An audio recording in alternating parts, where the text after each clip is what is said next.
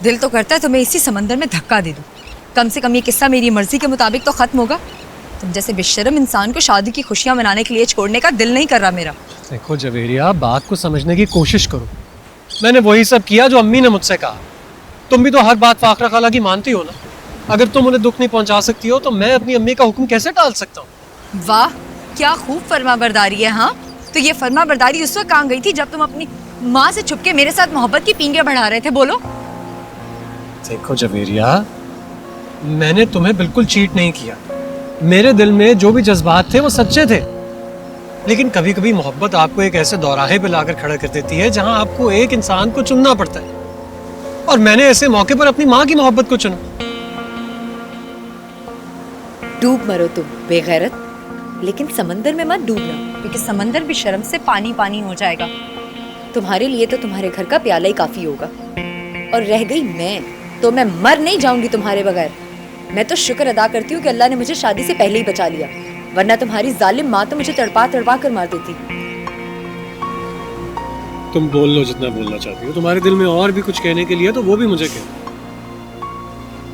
देखो चवेरिया, बहुत जल्द मेरी शादी होने वाली है, और उसके बाद तुम्हारी शादी भी हो जाएगी, और फिर हम दोनों ये सब कुछ भूल जाएंगे। नहीं ज़रबाब, मैं तुम्हारी बुज़दिली और बेवफाई को भूलूंगी नहीं, हमेशा याद रखूंगी। तुम्हारी बारात गली से गुजरेगी ना तो पहला पत्थर मैं ही खींच कर मारूंगी। मेरे बस में हुआ ना तो तुम्हारा सेहरा भी नोच लूंगी। अपना दिल ठंडा करने के लिए मुझसे जो बन पड़ेगा मैं वो सब करूंगी। और मैंने तुम्हें यहाँ पर मिन्नत समाजत करने के लिए नहीं बुलाया, बल्कि ये कहने के लिए बुलाया है कि मैं लानत भेजती हूँ तुम जैसे मर्दों पर, और ये कहने के लिए कि जिस माँ की वजह से तुमने मुझसे बेवफाई की है ना, वो माँ कभी तुम्हें खुश रहने नहीं देगी। देखना तुम ज़रबाब, क्योंकि ऐसी जालिम और जाबिर माएँ ना बेटों की जिंदगी को तंग और बहू की जिंदगी को जहन्नुम बना देती हैं। बस बस, मेरे में और हौसला नहीं है, मैं और बर्दाश्त नहीं कर सकता। खुदा हाफिज़, में जाओ। हाँ तो जाओ ना, दफा हो जाओ। मैं भी तुम्हें रोकूंगी नहीं, समझे तुम बेशरम बेगैरत।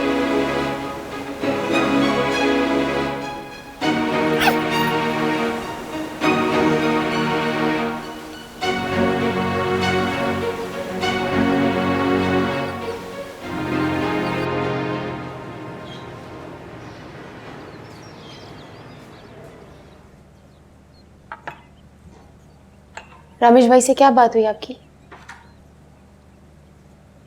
अपिया, मैं जानती हूँ कि उन्होंने आपसे क्या कहा होगा, मैं फिर भी आपका जवाब जानना चाहती हूँ।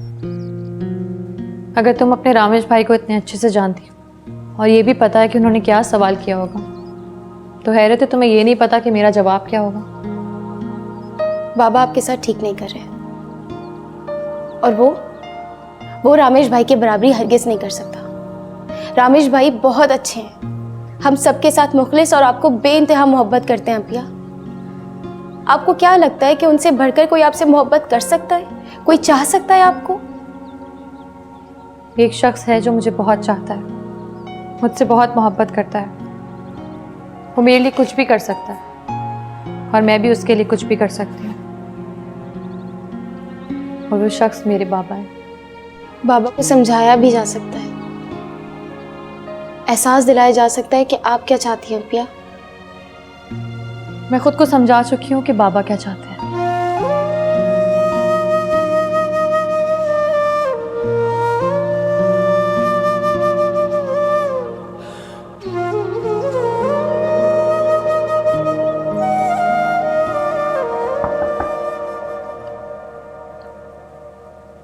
रामेश बेटा, क्या बात है? तुमने अपने को इस कमरे की चार दीवारी तक महदूद कर लिया है? नहीं माँ, मैं तो खुद अपने वजूद की चार दीवारी में कैद हूं। दिल चाहता है ना कोई पुकार हो ना कोई दस्तक। देखो बेटा, जो कुछ भी हुआ उसमें मेरा या तुम्हारे बाबा का क्या अमल दखल है? और तुम अपने इस रवैये से हमें हमारी किस गलती का एहसास दिलाने पर मुसिर हो? आप अच्छी तरह जानती है मॉम कि मैं किस बात पे गमज़दा हूं। मेरा रवैया किसी को सजा नहीं दे रहा।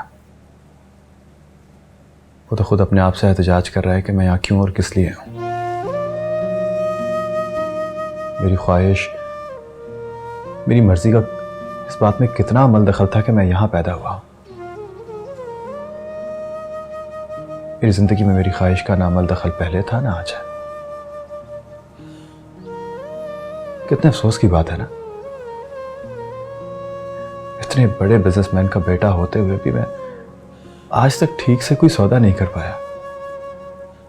आपको कितनी शर्मिंदगी होती होगी ना सोच के। मुझे भी बहुत शर्मिंदगी होती है कि रामेश हसन सैयद मुजफ्फर हसन का बेटा अपनी जिंदगी के सबसे बड़े मामले में कितना बड़ा नुकसान उठा बैठा। धोखा खा गया। लेकिन कोई बात नहीं, ये धोखा मैंने किसी और से थोड़ी, अपनों से ही तो खाया है।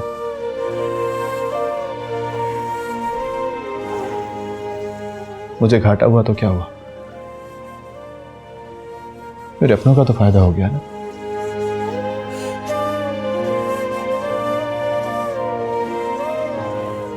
मुझे किसी के रवैये से कोई शिकायत नहीं है मां। बस आपसे एक छोटी सी रिक्वेस्ट है,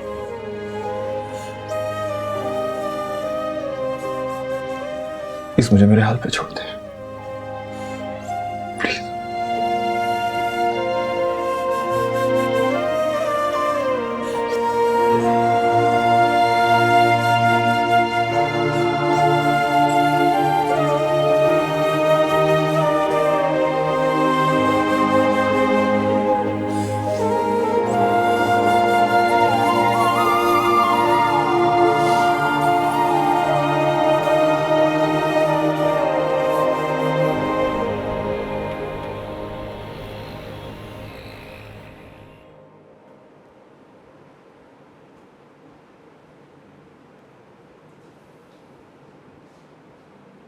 अरे वाह, क्या जबरदस्त चीज है।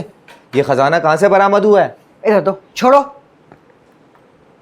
जिंदगी भर की जमा पूंजी है मेरी ये, कोई खेल का सामान नहीं है।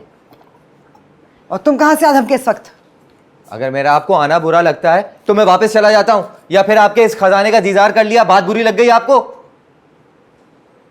कमबख्त, तुम ही लोगों के लिए संभाल कर रखा हुआ है, कब्र में लेकर नहीं जाऊंगी मैं। अम्मी जी, मैंने सुना है कि इंसान के मरने के बाद उसका जमा किया हुआ सांप और बिच्छू बन जाता है और उसी की कब्र में उसे डस लेता है। क्या बकवास कर रहे हो तुम? ये सब कहने का क्या मकसद तुम्हारा? अम्मी ये लीजिए। कितने हैं बेटा? पूरे 1.5 लाख। ठीक है, ये मैं रख लेती हूँ। तुम सोबिया से कहो कि तुम्हें खाना गर्म करके देते। नहीं नहीं, मुझे भूख नहीं है, मैं बस सोने के लिए जा रहा हूँ। बेटा, खाली पेट नहीं सोते, सेहत के लिए बुरा होता है। मैंने अलग से निकाल कर रखा है सालन तुम्हारे लिए, खा लो। अम्मी मैंने कहा ना मुझे भूख नहीं है, अगर रात में भूख लगी तो खुद ही उठ के खाना गर्म कर लूंगा। ठीक है बेटा, आराम करो जाके। वाह, किस कदर ख्याल रहता है आपको अब इस साहबजादे का। मुझसे तो कभी इस तरह मोहब्बत से आपने बात नहीं की। एक ही कोख से एक ही तकलीफ बर्दाश्त करके तुम दोनों को पैदा भी किया, बड़ा भी किया है।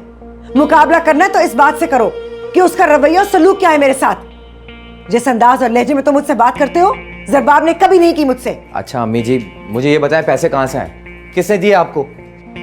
हमें तो यहाँ पाई पाई के लिए तरसाया जाता है। जरबाब ने कर्जा लिया है अपने दफ्तर से शादी की तैयारियां करने के लिए, और कुछ पूछना है तुम्हें? जलन, हसद, गुस्सा इस कदर पता नहीं कहां से आ गया तुम में। आप ही में से आया है, और कहां से आएगा? मुझे 1000 रुपए दे दें। दफा हो जाओ यहां से।